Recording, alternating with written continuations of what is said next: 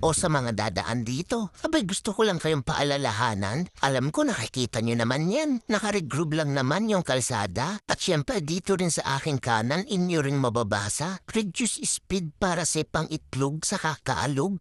Dito nga pala to sa may Taguig C5, papuntang East Service Road. Dito nga ramdam na ramdam ko yung pagliko-liko ng manubela ko. Paano ba naman pudpud na yung gulong ko sa likod? Kaya kung pudpud na ang inyong itlog, ay ibig ko sabihin yung gulong nyo sa likod, kailangan nyo talaga magdahan-dahan dito. At kung mapapansin nyo tong ating madadaanan, dito pa lang ako ay nakasignal light na pakanan. Paano ba naman yung kaliwat kanan na yan, marami pa rin nalilito dyan? Kung ikaw ay naka-lower CC na motor, bawal kang pumasok dyan sa kaliwa. Kapag pumasok ka dyan, ikaw ay mabibigyan ng one-piece chicken with price.